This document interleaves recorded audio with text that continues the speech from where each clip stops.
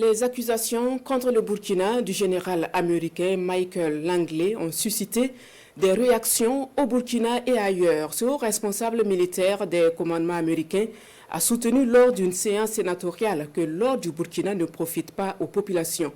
Des propos que les Burkinabés jugent regrettables et de nature à porter atteinte à la souveraineté du Burkina. Siedi Larayenne, Lambert Souma.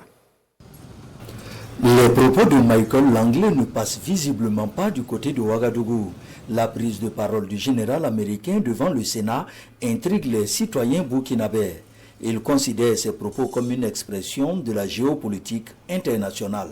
Les États-Unis veulent contrecarrer l'avancée, entre guillemets, peut-être de la Russie en Afrique. Et comme aujourd'hui le capitaine Ibrahim Traoré, c'est le symbole de la lutte contre l'impérialisme aigu.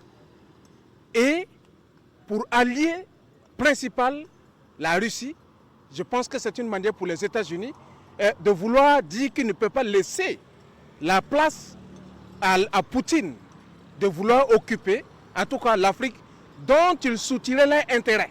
Pour ces citoyens, vu que le Burkina ne s'ingère pas dans les affaires américaines, il est incompréhensible de voir le pays de l'oncle Sam avoir une telle attention envers nous.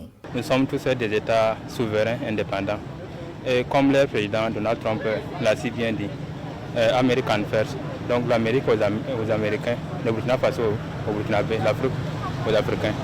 Donc moi je pense bien qu'il est mieux que chacun se préoccupe de son pays, au lieu de vouloir toujours s'ingérer dans les affaires d'autres pays. Pendant que les États-Unis ont décidé de recentrer leur politique sur les intérêts des Américains, ce qui se traduit par une augmentation des prix de douane sur les produits étrangers, ces citoyens ne comprennent pas cette attitude paternaliste des Américains. Moi, je vais sûrement être bref en reprenant Thomas Sankara à la 39e session des Nations Unies qui s'est déroulée en 1984, où il citait lui-même le général Monroe qui clamait qu'en substance, l'Amérique aux Américains, lui reprend en disant l'Amérique aux Américains, le Burkina Faso aux Burkinabés. Je pense que cette époque d'ingérence est vraiment révolue et qu'on appelle vraiment ce général à se recentrer sur les affaires internes de l'Amérique. La sortie du général Langley est le signe que quelque chose est en train d'être fait au Burkina Faso et dans l'AES dans le sens de la souveraineté vraie de nos États.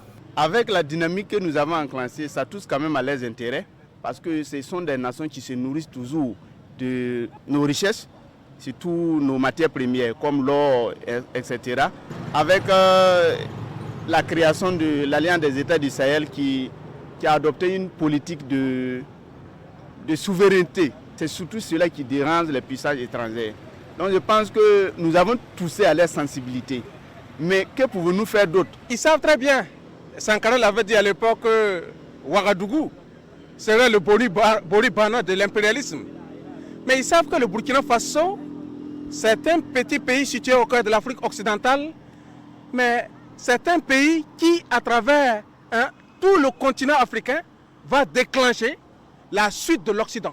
Ces Ouagalais appellent les Burkinabés à la vigilance. Ils en appellent surtout à un soutien sans faille envers les autorités de la transition.